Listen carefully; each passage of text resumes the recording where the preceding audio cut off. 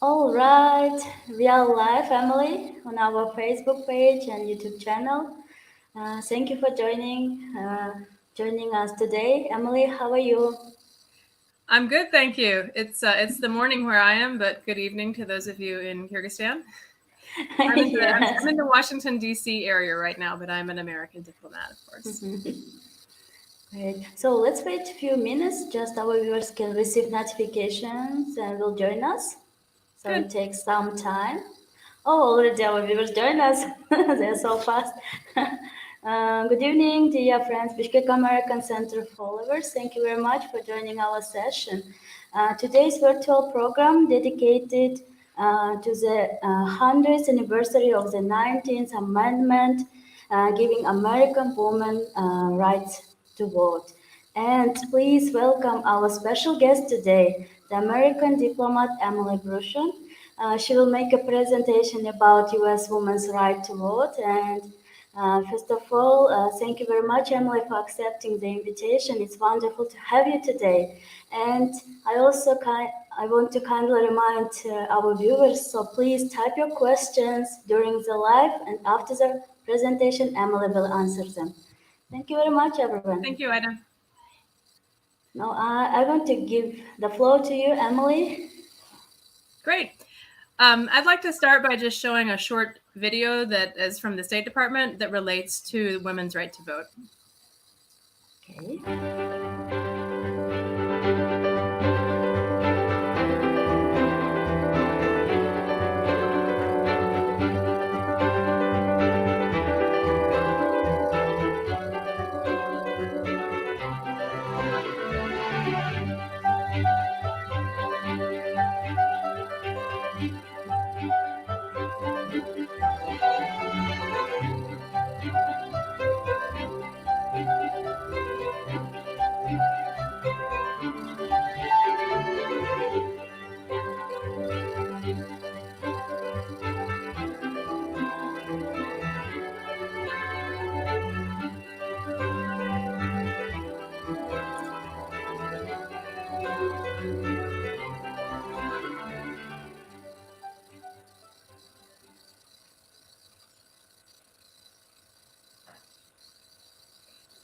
Thank you, Ida. That was just a very short overview of why we're talking about this topic this week, especially because this week does mark the 100th anniversary of the 19th Amendment to the American Constitution, which is what gave American women the right to vote. So I'd like to start first by imagining, if you can go to the next slide, please, that we're traveling back in time and in space to America. In the middle of the 1800s. So this is getting close now to 200 years ago. And at that time, American society was very much defined by traditional gender roles and expectations. And that meant that a woman's place was in the home, taking care of her home and taking care of her own children. Women were not supposed to work outside the home, and women who did work outside the home were primarily domestic servants, taking care of other people's homes and other people's children, which of course was only for lower class women. Also, it's very important to remember that in the mid 1800s in America, we still had slavery. So there were very few free Black people in America, and the vast majority of Black people in America were working with no pay. And women, again, were performing a lot of domestic duties as well as manual labor, but they were slaves were seen as less than human, and their role was at the very African American women's role were at the very bottom of the social order in America.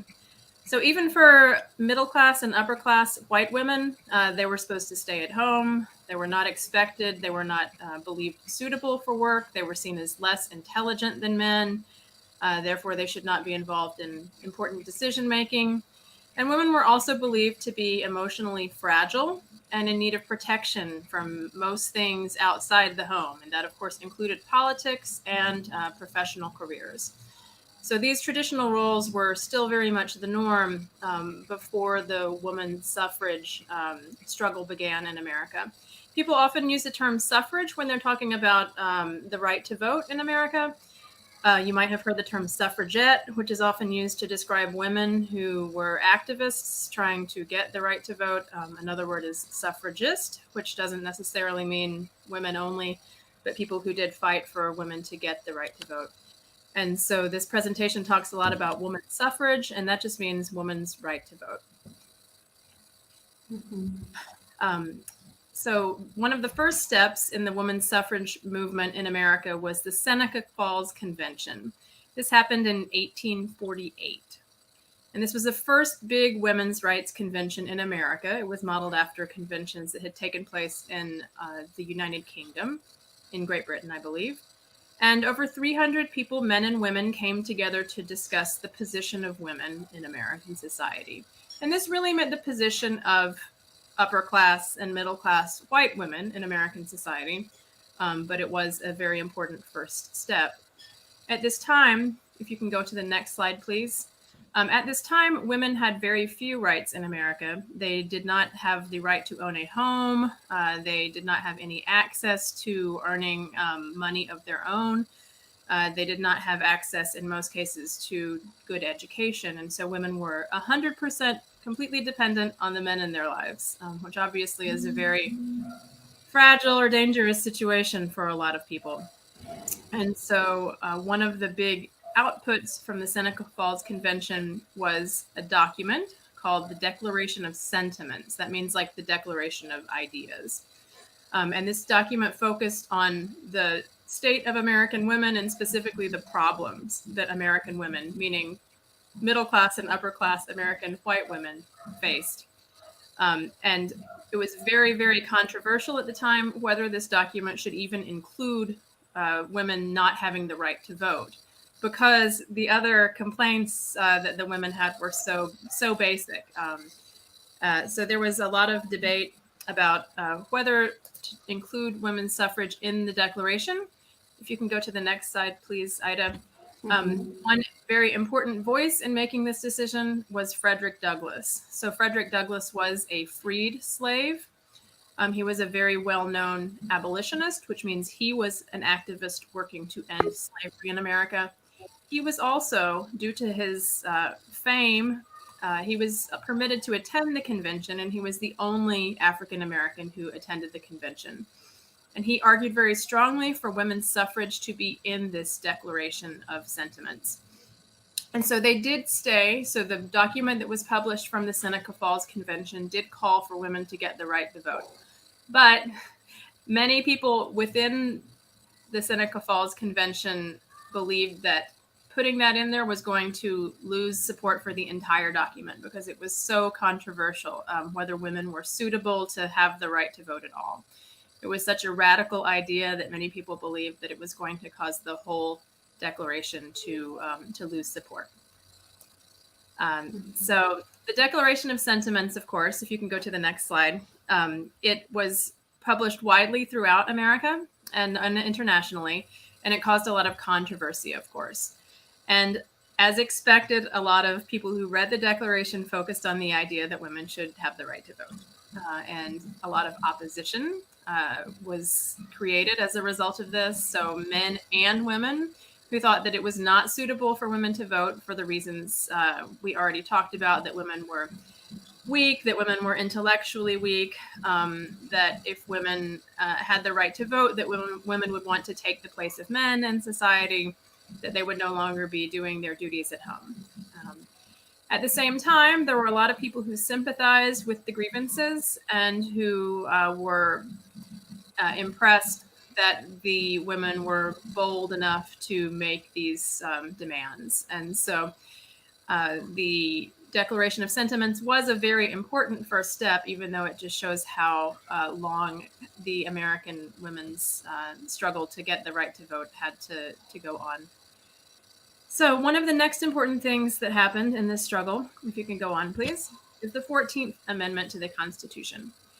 Now, I'd like to start by saying a little bit more about the U.S. Constitution, because I know we have a range of people probably watching who may or may not know a lot about American law. The U.S. Constitution has only been changed 27 times in its history, and its history is about 230 years now. And so the Constitution of the United States was written to be very difficult to change. And so anytime the US Constitution is changed, it is because an overwhelming majority of people in America believe that it needs to be changed, generally speaking. It's not something that has happened in many people's lifetimes today. But so the 14th Amendment to the US Constitution was in 1868. And it gave former Black slaves, it made them citizens. So the first section of the 14th Amendment is what's on the little box here, and it says that all persons born in the United States are citizens. America has what some people call birthright citizenship. There's a legal term that says it's like blood citizenship. So anyone born in the United States is a citizen of the United States, and all citizens of the United States have equal protection under the laws. And so people who were working for women's right to vote were happy when they saw this, because it doesn't say that women are not citizens. It in fact says that all persons are citizens, and that they have equal protection under the law. However, if you go on, the second section of the 14th Amendment uses the word male.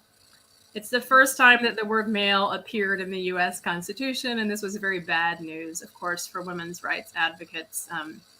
It says specifically that the right to vote goes to male inhabitants of the state.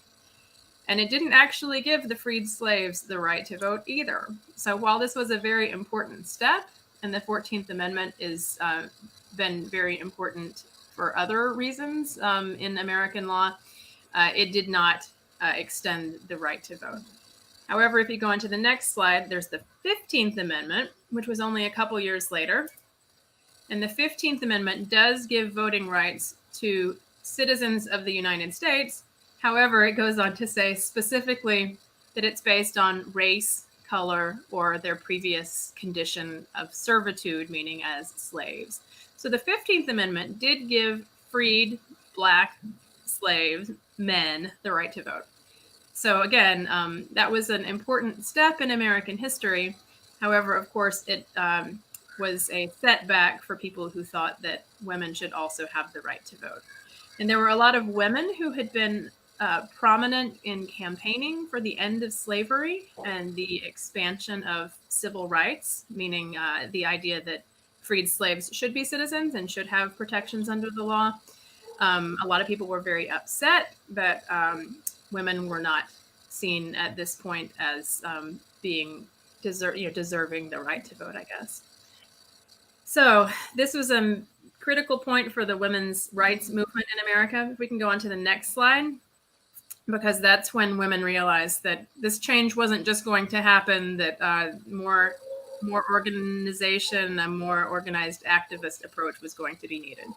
And so at first, the theory was that if women tried to vote in the upcoming presidential election, this is looking at 1872, they would not be successful in voting, but that then they would have grounds, they would have a legal basis to sue in court to challenge the laws that prevented them from voting. And so this was still a fairly radical movement, but many women across America tried to vote in the presidential election of 1872, and most of them were unsuccessful.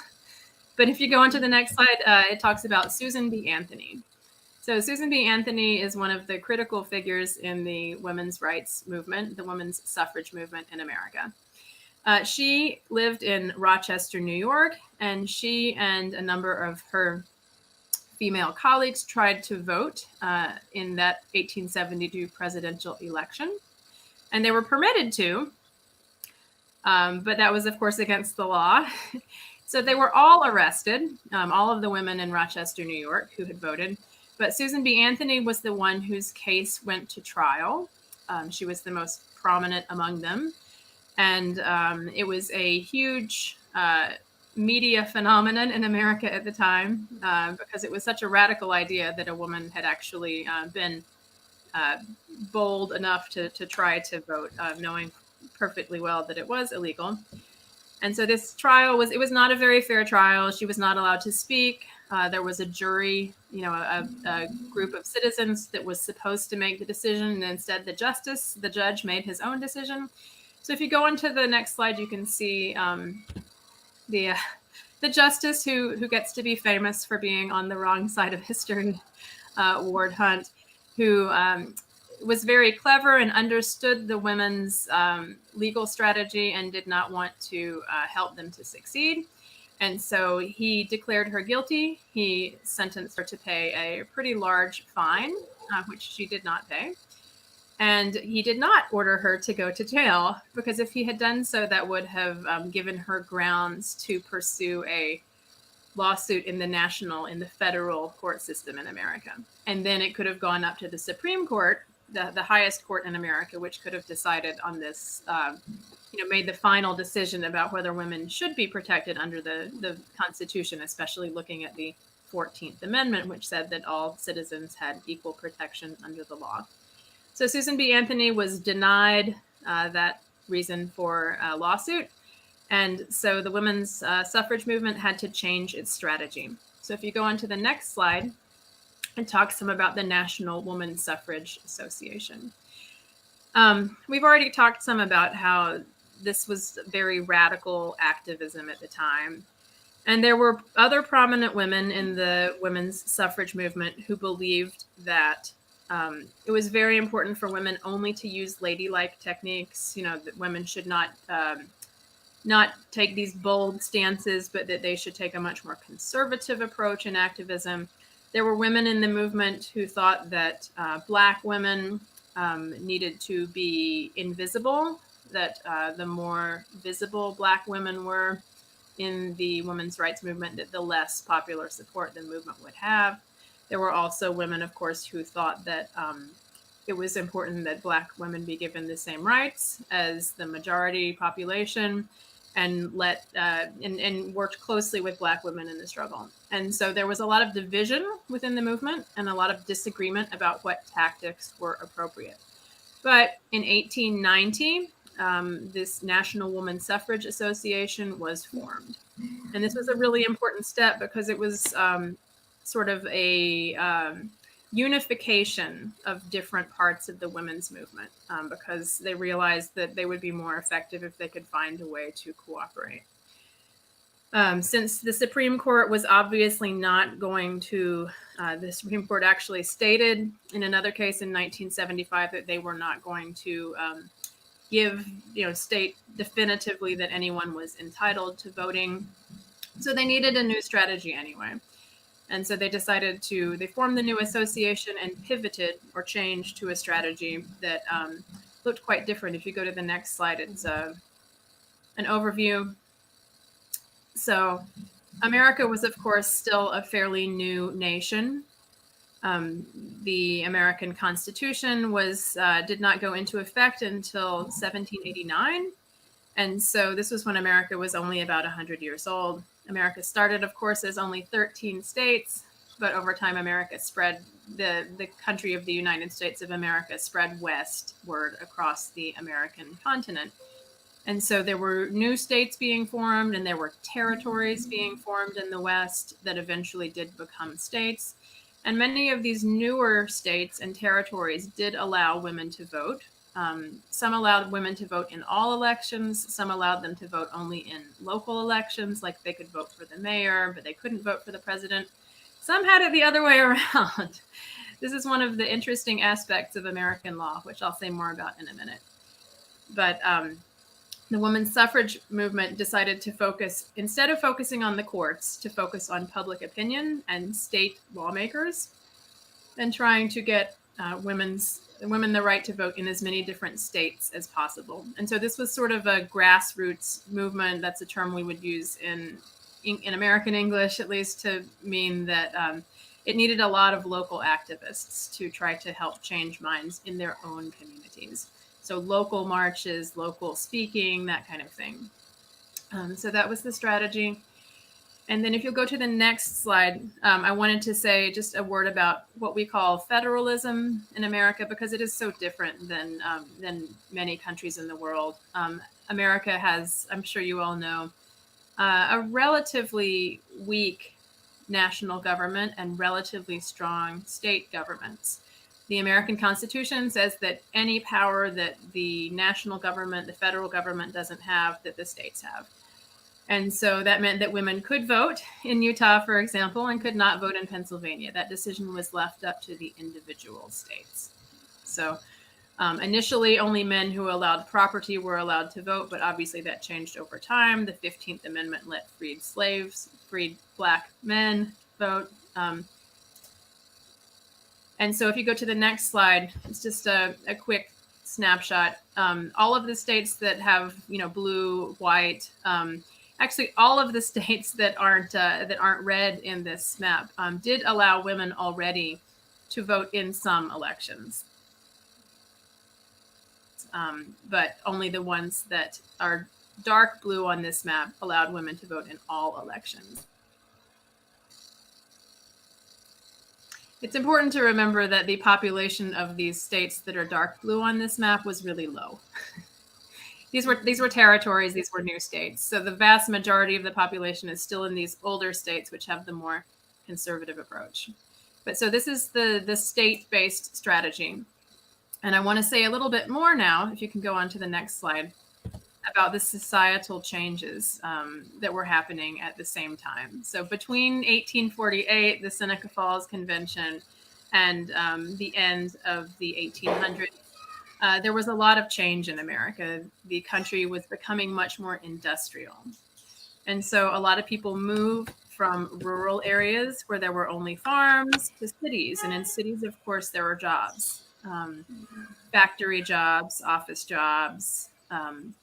And so as American society became more industrial, more children could go to school, more men were outside of the home. That means more women had more free time, basically. And so as part of this change in American society, more women were able to pursue higher education and professional careers. Now, this again is really talking about middle class and upper class white women in America. Women who had these choices. But if you go to the next slide, you can see there were professional jobs now for women. There were most women who worked, most middle and upper class women who worked were teachers. Many were also nurses. Here are some old pictures of women working in telecommunications as a phone operator and also working in a newspaper. The number of women in the workforce, essentially doubled just between 1890 and 1910. And so as these women had more time, as they had more of a life outside the house, they had more education. They also had more professional skills and maybe more confidence because society was accepting the change in women's roles. And so many organizations were formed to help improve society. The temperance movement is very famous in American history. This was the idea that alcoholic beverages should not be sold because of the harm that drunkenness, that alcoholism did to families. And it's just mostly men who were spending their families' money or treating their families poorly or something like that. So there was a very large women's temperance movement at the same time. And the temperance movement did share a lot with the women's suffrage movement in some ways. But as a result of all this, at this time, women were they were practicing their political skills, I guess. So they were learning more about public speaking, learning more about how to raise money, etc. And so if you go to the next slide, this time frame also represented a change in leadership of the women's rights movement. The Seneca Falls Convention, of course, was in 1848. So 60 years later, the original leaders were reaching the ends of their lives. But the person who emerged after the death of Susan B. Anthony and Elizabeth Cady Stanton as being a leader in the women's suffrage movement was Alice Paul. There was a movie made about Alice Paul, incidentally, I think about 8 years ago. In English, it's called Iron Jawed Angels. But if this is an area that's interesting to you, it's a pretty good movie. It's pretty historically accurate, I think. Alice Paul became an important figure in the movement. she was seen as very radical, very aggressive, using men's techniques to try to get women the right to vote. So she was arrested 7 times. She was sent to prison 3 times. And this was just because of her activism to try to get women the right to vote.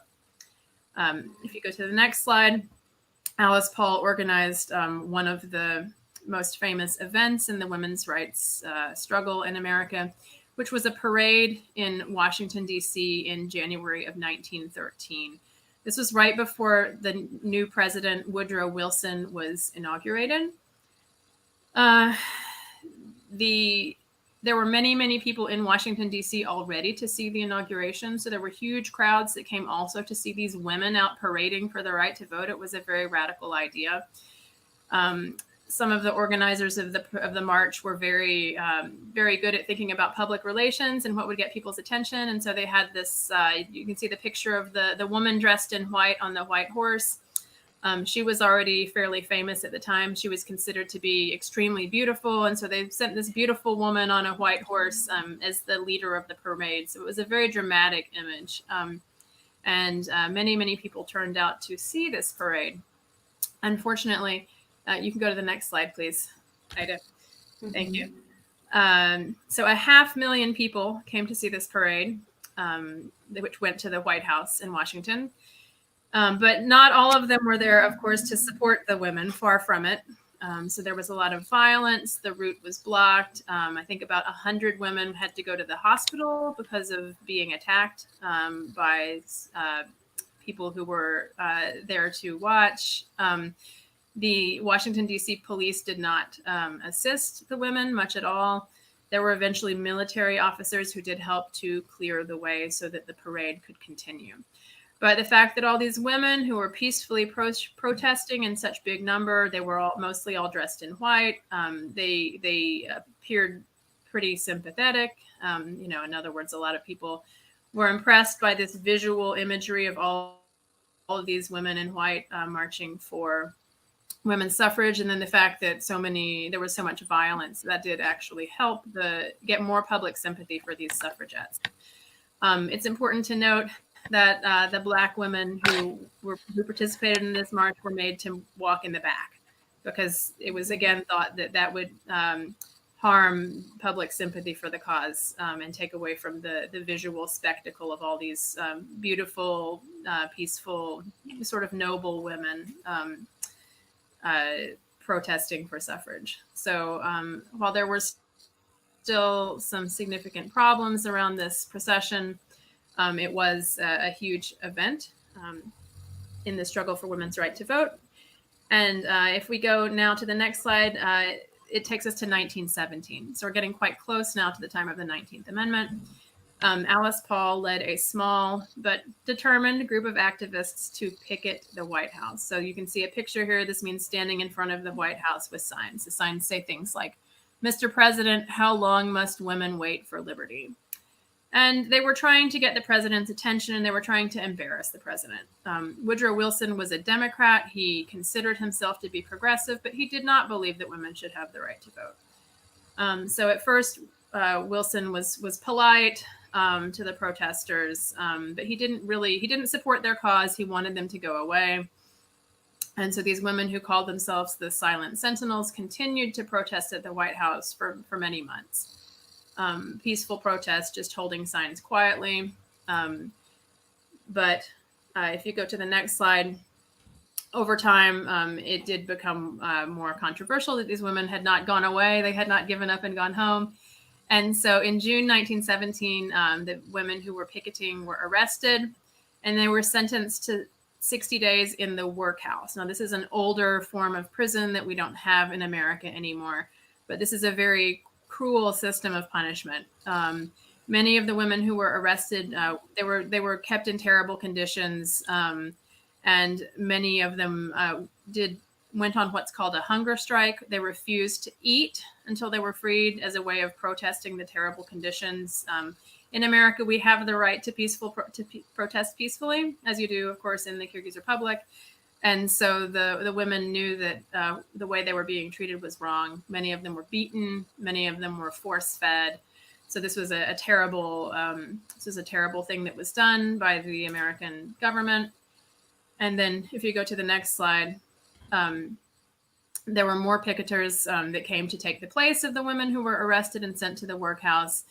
And then later that summer, they were attacked by crowds, mostly men, again, who did not support their cause. And the city police, again, refused to help the women. And President Wilson also did not do anything to help the women. He believed that their methods were unfeminine, insulting to him personally, and unpatriotic. If you go to the next slide, it talks about, obviously, something else that was happening in 1917 was World War I. For America, World War I was 4 years during which many young men went overseas to fight. And therefore, American women had to take their places in factories and things like that. And society, and Wilson in particular, realized that the factory production was just as high as it had been before, and that America was still doing well financially, and then a lot of that was due to the women who were working hard and getting the job done. So World War I also helped many people to realize that women were not unintelligent, that women were not weak. Women were given the opportunity to show the war, and many people's minds were changed. President Wilson also was upset when he finally realized that the women who had been peacefully protesting, the silent sentinels outside the White House, were being jailed. And so he changed his position. So if you go to the next slide, in 1918, President Wilson did state publicly for the first time that he supported women's rights to vote. There was a draft women's suffrage amendment to the Constitution, but the first step for amending the Constitution was that the amendment had to pass in the House of Representatives, and it did not have enough votes to do that.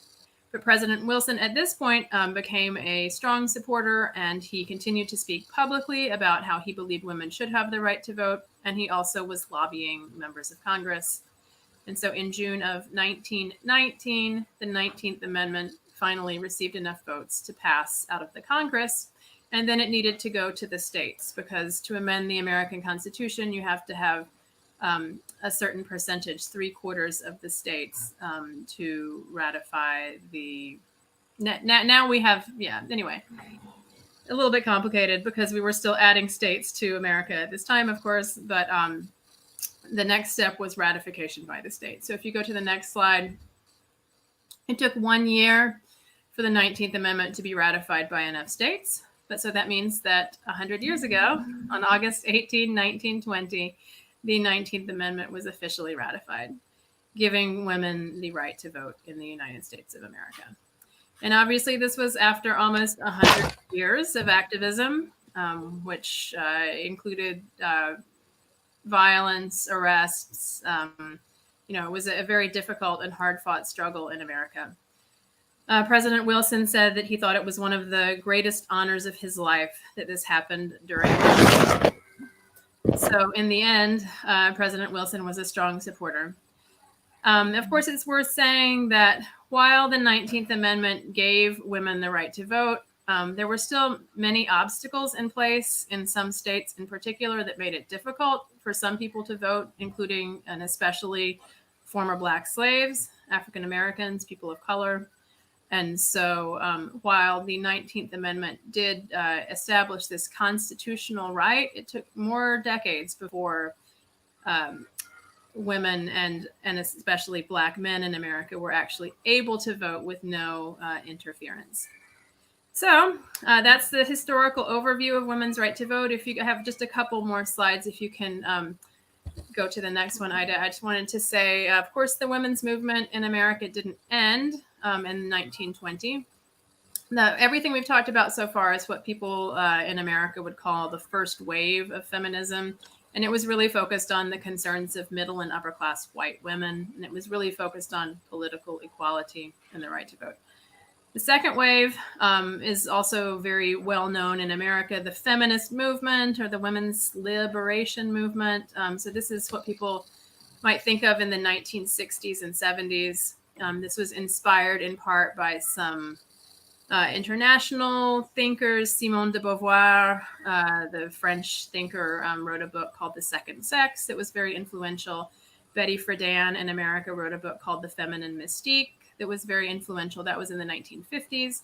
And then in the 1960s, there was a big push to address some of the social and cultural inequalities that remained. This also included the civil rights movement in general. And so in the 60s, we saw a lot of laws passed in America to make it so that Black people really could vote without having to overcome obstacles that had been created locally, like having to basically pay a fee to be able to vote, things that were clearly just wrong and designed to take that right away from people.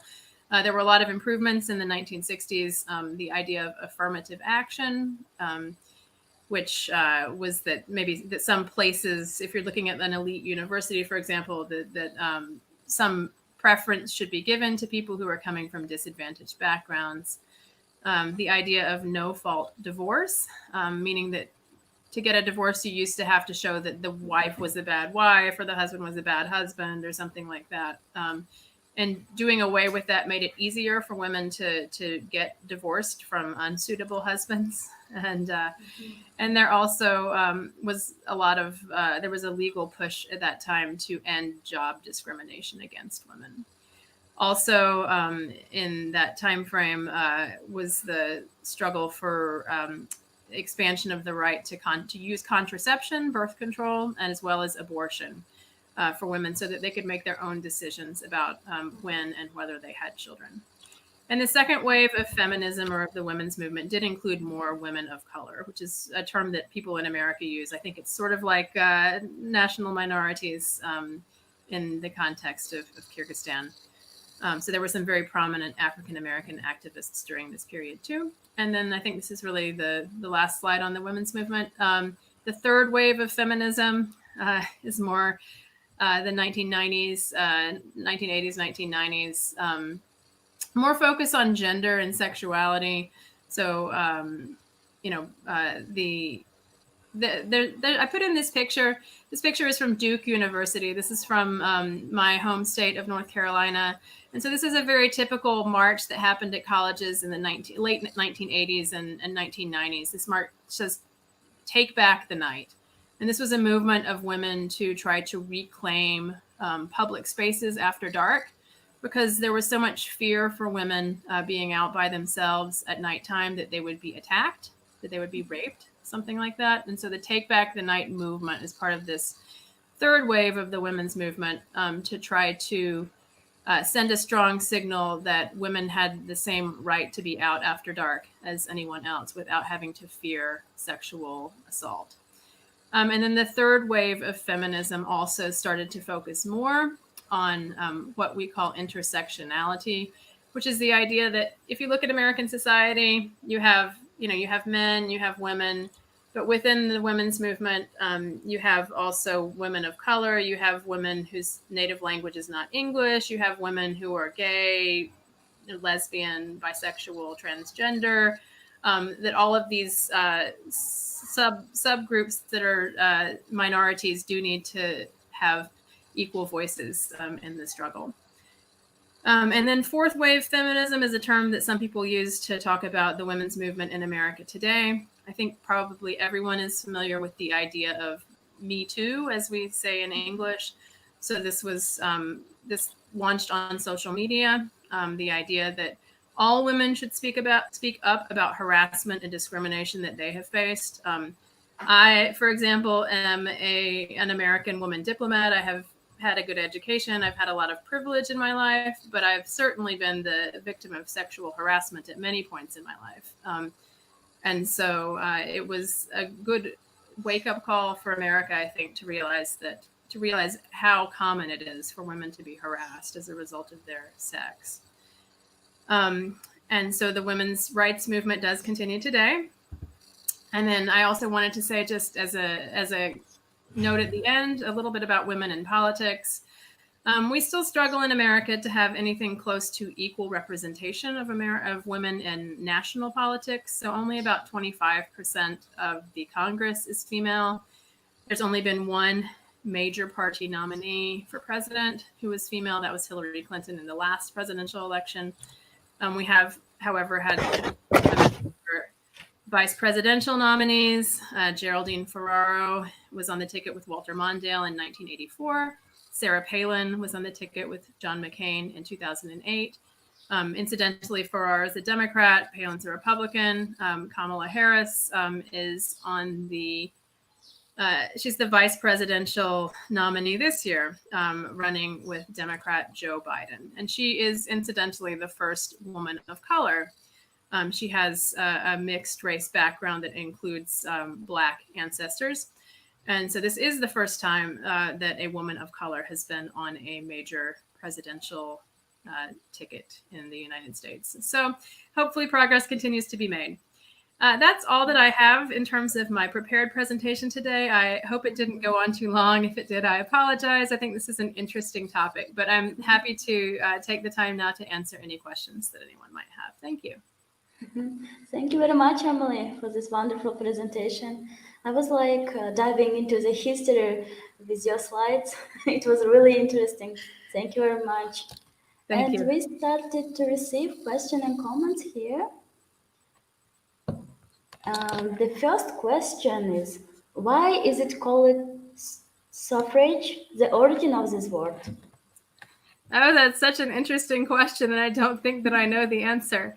So now the question becomes, how fast can I look it up on my phone while I'm still talking to you? That is a very good question. It's not related directly to the word suffer, for example. So, gosh, maybe I can come back to that in a minute. How it correctly can be pronounced? It's suffrage? Suffrage, yep. Suffrage. Yeah. Okay. So it says that the word suffrage originally came from a Latin word, which is something like suffragium, and that word meant all along a voting tablet, what we in America would call today a ballot, like a piece of paper that you mark your vote down on. So it is just from Latin. It sounds like it has to do with suffering or something like that, but it is just a word that means the right to vote in elections. Thank you very much. It's an old-fashioned word that you mostly only hear when talking about women's suffrage.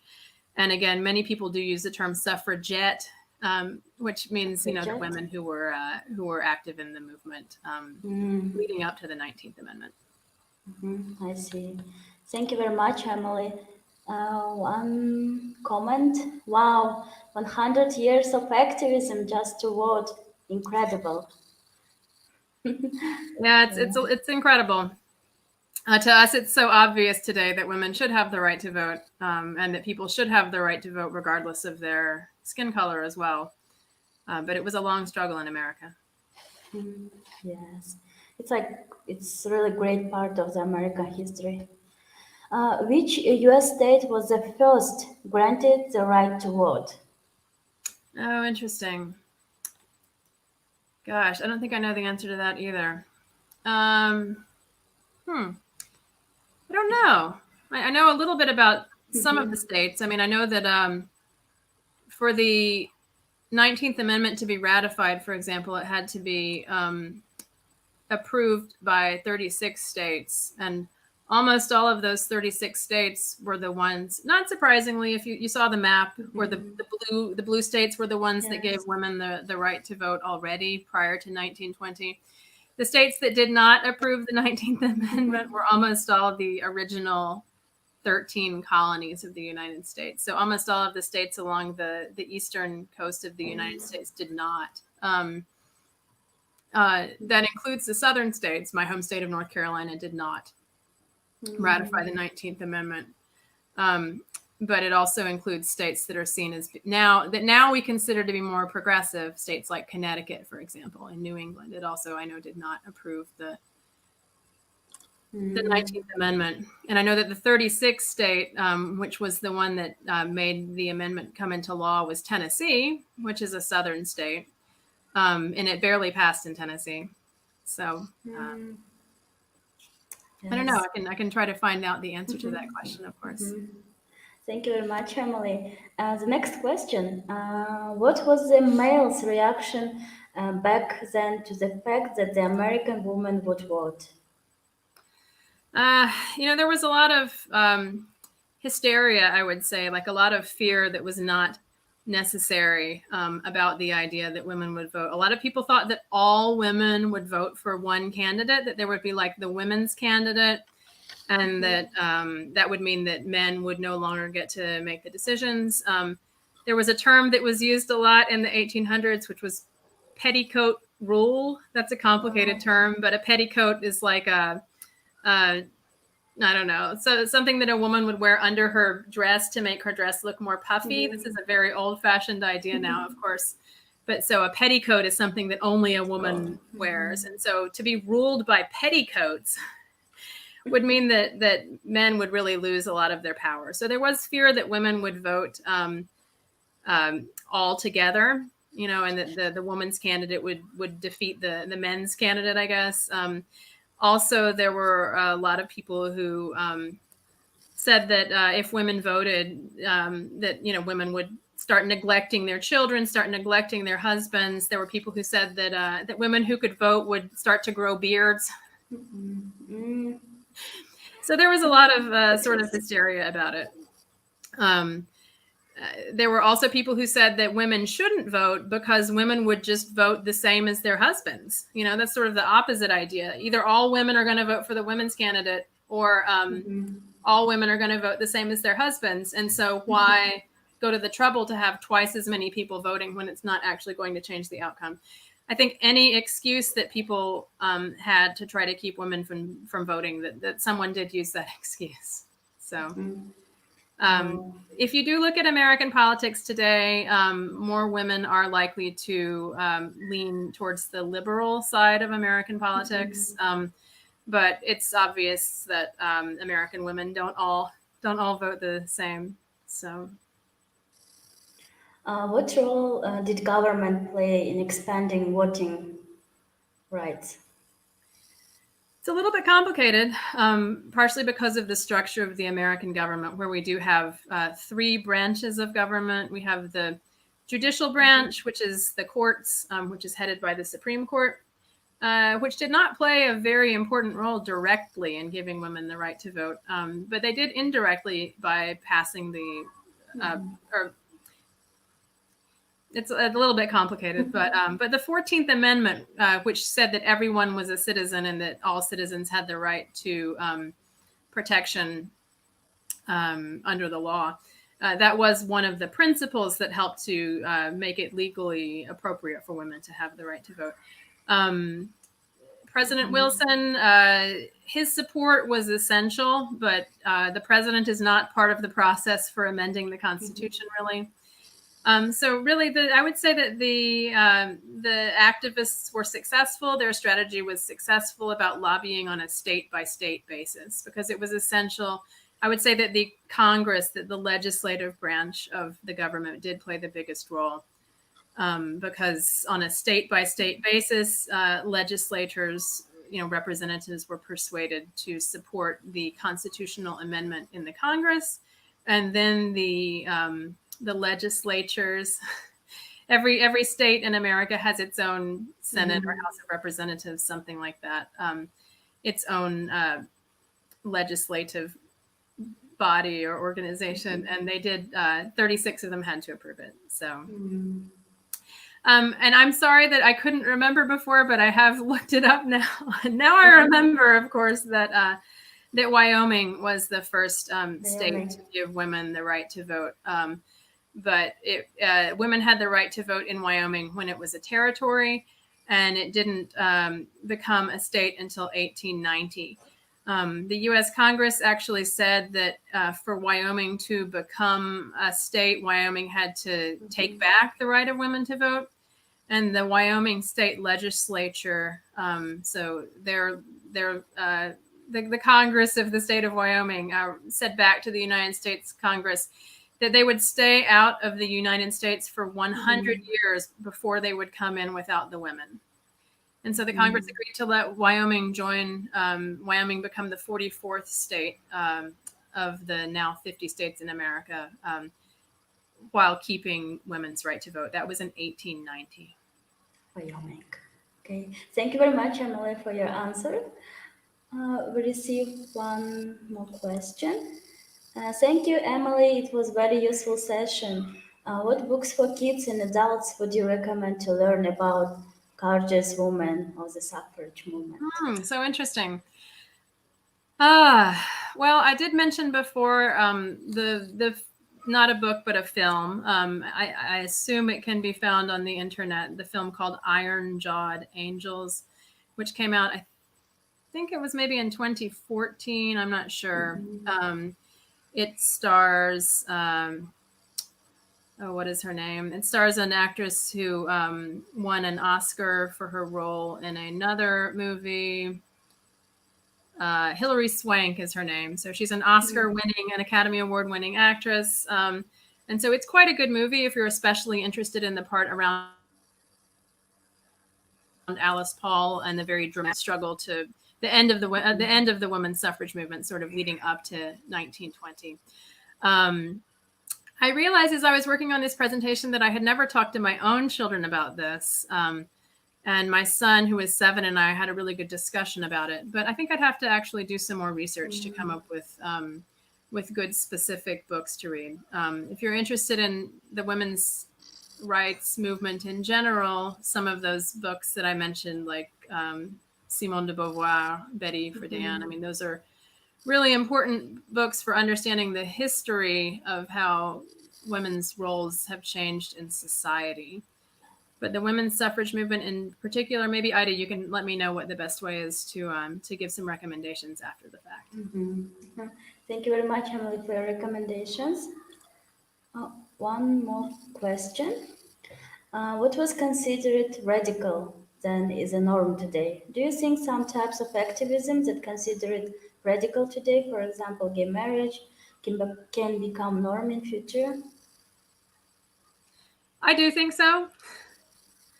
That's one reason I think that American history is so interesting, is because things like the end of slavery, the struggle to get African Americans equal rights, that continues today. The women's movement in many ways continues today.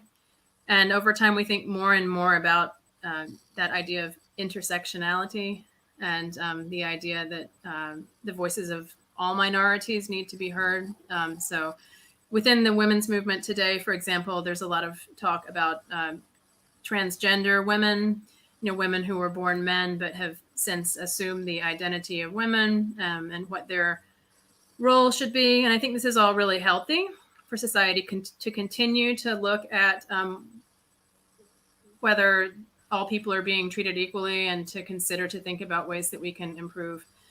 There's a famous quote by the Reverend Dr. Martin Luther King Jr., who, of course, is an American hero for his role in the civil rights movement of the 1960s in America.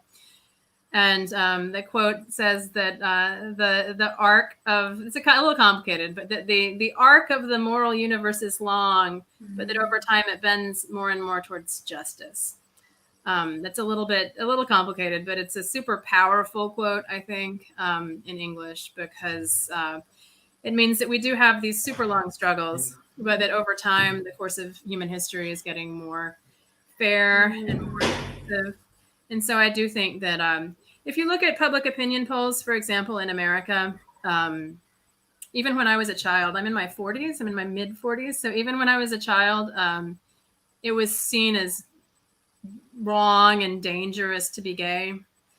And if you look at public opinion polls today, like all young people in America, almost everyone my age, like there's almost no one left who thinks that it's morally wrong to be lesbian or gay. Most people understand that it's not a choice that people make, that it is a way that people are born, and that we as a society need to accept that and see gay and lesbian people as productive members of society with equal protections under the law. So American society has changed a ton. Gay marriage is totally considered normal in America today, and it really wasn't 20 years ago. So I think that in countries where it's still seen as controversial today, I do think that this arc of human history is bending towards justice, in the words of Martin Luther King. I really like this quote. Thank you very much, Emily, for sharing it. Thank you very much for your answer. We can move to the next question. Your presentation was almost like a history class. Do you have educational background related to the American history? Yeah, I'm sorry for those who weren't expecting a history class. No, it was like history class. Yes. I think it's really interesting. So this is just a topic that means a lot to me. And I think it's very interesting because the struggle for women's right to vote in America, it did have so many tensions between people who thought that we needed to be polite, that we needed to protest politely, and people who thought that we had to do whatever it took, and that if that meant getting beaten, getting arrested, shocking people, that was acceptable. And so those different sides, eventually came together. But it does seem, when you look at the American story, that the sort of more radical approach to activism was necessary to get the social change to happen at the time that it did happen. So that's why I talked so much about that, and about the role of people of color in the women's suffrage movement too. It's still super relevant today. If you look at an American newspaper in 2020, if it wasn't talking about coronavirus, it was talking about racial justice and injustice in America. We still struggle very much with these issues, but luckily we in America have a very clear legal framework that says that, everyone agrees that the American ideal is that all people are treated equally under the law. And so it's just a question of how we get there. I'm not a historian. I'm more of a political scientist, I guess.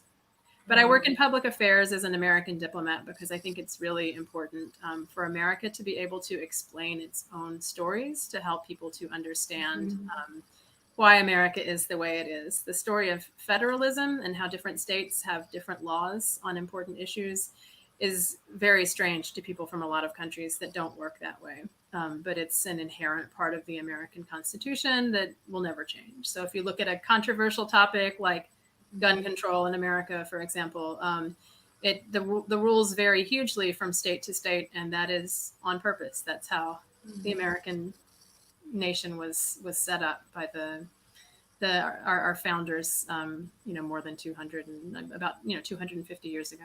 So.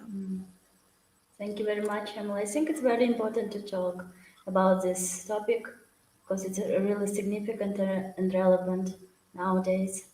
Thank you very much. And we can move to the next question.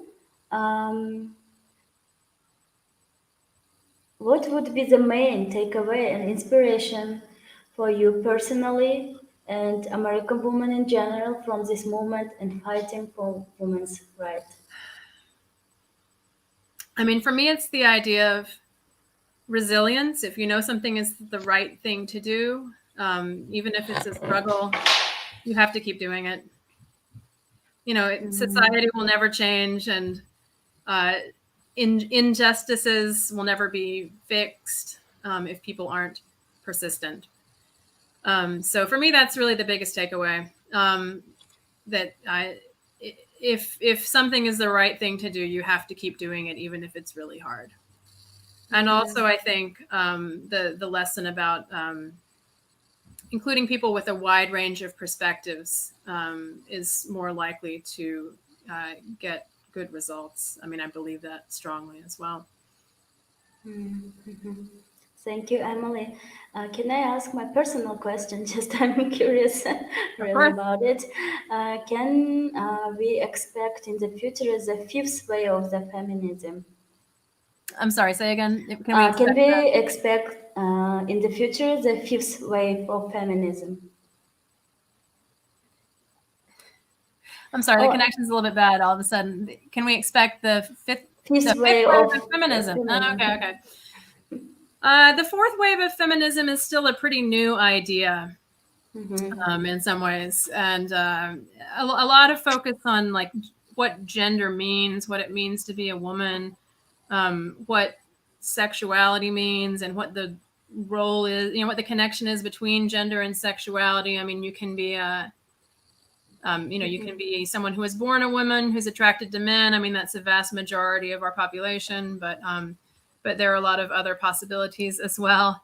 And so I think the fourth wave of feminism is still just getting its start. I don't know. I mean, there are some things. If you look at, for example, the issue of abortion in America, I don't think people in 1970 expected it to still be politically controversial in 2010.